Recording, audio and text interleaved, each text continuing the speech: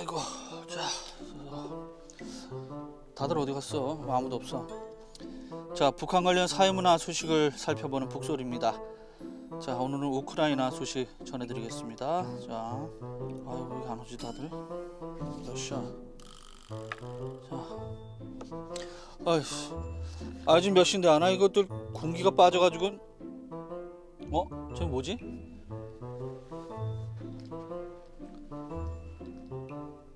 형, 오늘 야외 녹화래요. 2시까지 우크라이나 대사관 앞으로 오세요. 에이, 안녕하십니까. 북한의 사회 문화 소식을 살펴보는 북소리입니다. 이곳 워싱턴 DC는 이번 주 벚꽃 축제 기간입니다.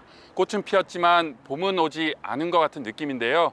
코로나19도 끝날 기미를 보이지 않고 있고, 또 러시아가 우크라이나를 침공해서 한 달 가까이 전 세계가 전쟁을 지켜보면서 봄을 느끼기가 아주 힘든 상황입니다.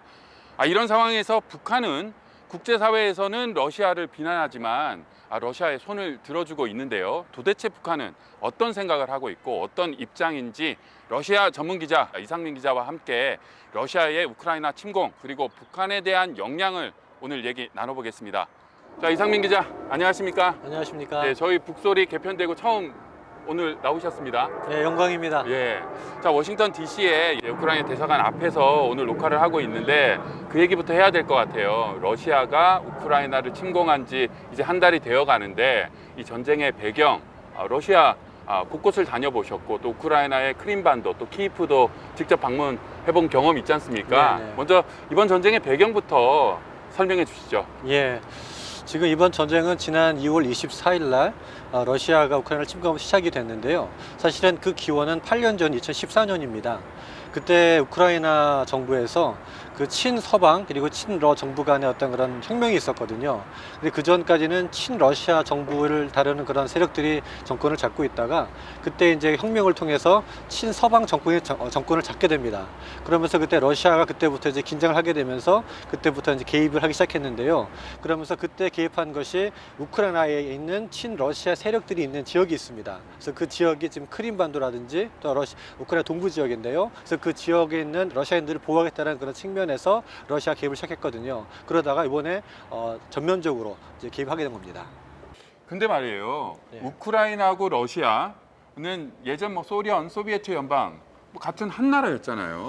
예, 맞습니다. 그 소비에트 연방 시절에 우크라이나는 그 소비에트 연방 한 일부로서 특별히 거기는 곡창지대입니다. 네.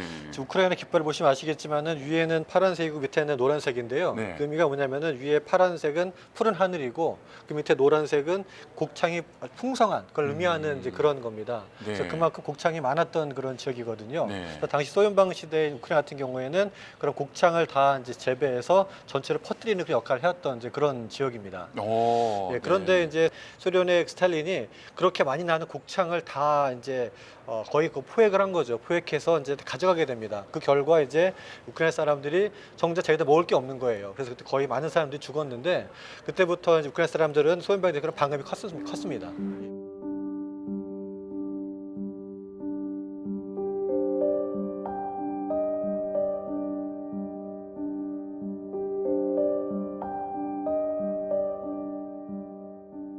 자, 우크라이나 하면 핵 얘기를 또 빠뜨릴 수가 없어요. 예. 저희한테는 체르노빌이라는 아주 인류의 재앙적인 사건이 일어난 곳이기도 하고 네. 소비에트 연방이 해체되면서 또 우크라이나에 굉장히 세계에서 제일 많은 핵과 핵무기 등등의 위험 물질이 있는 나라기도 하잖아요. 그렇죠. 네. 예. 그러니까 소연방 시절에 우크라이나가 아까 말씀드린 곡창으로도 유명했지만은 소연방 전체에서 그런 핵시설과 핵무기를 보유하고 있었던 그런 곳이기도 합니다. 그래서 소연방이 무너진 이후에 우크라이나에 있는 그런 핵시설과 핵무기를 어떻게 처리할 것인가 큰 이슈였거든요.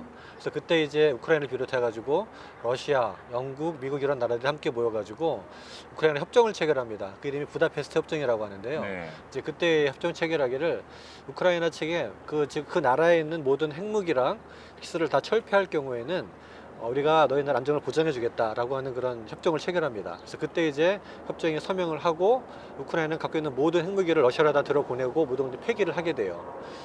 그런데 지금 요번에 러시아가 우크라이나를 공격을 했습니다. 그러니까 그때 러시아가 협상 당사자였지만은 결국은 그런 협상의 그런 당사자는임에도 불구하고 그런 협상은 하나의 종이 쪽에 불과했던 거죠. 그래서 이번에 침공을 당하는 그런 아픔을 겪게 된 건데, 이걸 보면서 지금 이제 저희가 그 한국의 상황을 얘기해 볼 수 있는데요. 지금 저희가 한국 같은 경우도 과거 한국 전쟁 이후에 저희 한국을 이렇게 남북을 나누게 됩니다. 그 장소가 바로 지금 우크라이나에 있는 크림반도라는 지역입니다. 얄타 회담. 네, 그렇습니다. 예. 그 크림반도가 지금 이제 러시아가 병합을 했는데 그 전까지는 거기가 이제 우크라이나 땅이었거든요. 근데 거기가 원래 그 러시아의 그 대표적인 휴양지입니다. 그래서 제가 가봤는데 아주 많은 그런 호텔도 많고 너무 좋은 지역이거든요. 근데 그게 러시아가 중요한 이유는 그 부동항 때문에 그래요. 겨울에 얼지 않는 항구라는 뜻인데, 이 러시아가 그 역사를 보면은 항상 북쪽에 있기 때문에 날씨가 추워서 겨울만 되면은 바다가 다 얼어버리는 거예요. 제가 블라디보스토크 가봤는데 거기도 겨울에는 꼭꼭 얼어버리거든요. 그러다 보니 겨울에는 꼼짝을 못하기 때문에 가장 가능했던 지역이 흑해였습니다. 그래서 이 크림반도 지역을 그때 이제 이렇게 그쪽에다가 흑해 함대라고 해가지고 러시아 함대가 거기다 설치를 하게 됩니다. 그래서 거기서 이제 너무나 중요한 그런 지역인데, 그 지역이 바로 그 크림반도 얄타 지역이었죠. 네. 그럼 오늘의 주제 이제서야 물어보게 되는데요. 북한이 러시아의 우크라이나 침공 때 러시아의 편을 들었잖아요. 네. 왜 러시아의 편을 들고 왜 러시아의 손을 들어줬을까? 네. 이것도 설명을 좀 해주셔야 되겠네요. 그 지난 2월에 유엔 총회가 있었어요. 이제 우크라이나 전쟁이 난 이후에 이제 유엔에서 그 우크라이나를 침공한 러시아를 비난하는 철군을 요청하는 결의안을 그때 채택하는 표결이 있었는데, 그때 181개국이 참가했거든요. 근데 그때 141개국은 당연히 그 결의를 찬성을 했는데 5개 나라만 반대했습니다. 그 중에 하나가 북한입니다. 왜 북한은 반대했을까? 이제 가장 큰 이유로 얘기되는 것은 북한이 지금 새롭게 그 ICBM, 즉 대륙간 탄도미사일 발사할 경우에 이거는 국제 유엔 안보리 결의 위반이거든요. 그럼 추가 제재에 대한 그런 어떤 우려가 있습니다. 근데 지금 안보리 결의안에서 통과하려면은 안보리 상임이사국이 5국이 있는데 그 중에 러시아가 있어요. 네. 중국이 있고, 근데 두 나라는 지금 북한 편입니다, 사실. 그래서 추가 대북 제재를 반대하고 있는 입장인데, 이번에 이제 북한이 러시아 편을 들면서 향후에 북한이 정말로 그 대륙간 탄도미사일을 쐈을 경우에 유엔 측에서 추가 대북 제재를 놨을 때 러시아가 이를 막아줄 거에 대한 그런 기대가 있는 거예요. 그래서 가장 큰 이유는 그것 때문에 북한이 러시아 편을 들고 있다고 해서 보고 있습니다. 또 어떤 전문가들은 이게 오판일 수 있다라고 보는 목소리도 있다면서요? 예, 맞습니다. 그러니까 지금 이제 러시아 편을 들지만 아까 제가 그 얄타 회담을 얘기하면서 그 한반도의 그 운명이 북한과 한국에 의해서 결정된 것이 아니라 주변 강국, 그러니까 중국, 미국, 러시아 결정했거든요. 마찬가지로 이제 북한의 운명도 사실은 북한이 어떻게 하기보다는 주변 강국인 중국, 러시아, 미국이 어떻게 그거를 보느냐에 따라 달라지더라는 거죠. 근데 지금 이제 북한은 그런 제재 때문에 러시아 편을 들지만 러시아가 이후에 자신의 전략적 이해 때문에 오히려 북한이 이렇게 지지해서 불구하고 북한을 버릴 때라는 거죠. 포기할 때라는 거죠. 한 예로 보면은 사실 지금 이제 이번에 우크라이나가 한 달째 전쟁을 하고 있지만 러시아가 지금 빨리 지금 어떤 성과를 보고 있지 않는 가운데 있습니다. 그렇죠. 그러다 보니까 일각에서는 이 러시아가 지는 게 아니냐라는 그런 것 나오거든요. 근데 만약에 정말 러시아가 진다, 그렇게 될 경우에는 지금 푸틴 대통령이 물러날 수 있고, 그렇게 되면은 새로운 대통령으로 좀 친서방적인 그런 사람이 러시아에 들어설 수 있게 됩니다.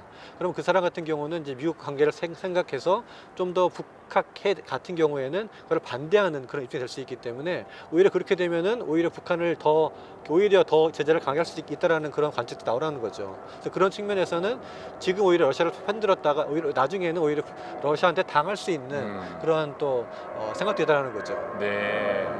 자, 오늘 북소리는 러시아의 우크라이나 침공이 북한에 어떤 영향을 미치고 있고 북한에는 어떤 교훈을 줄지 이상민 기자와 이야기 나눴습니다.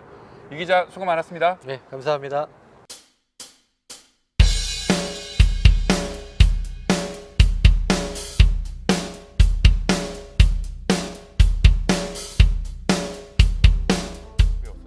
정말 많이 나갈 수 있었습니다. 힘들어. 미안해. 아이고 참나. 아니, 우리 자 곧바로 들어갑시다. 형 뭐야? 우리 끝났어. 끝났어. 끝났어?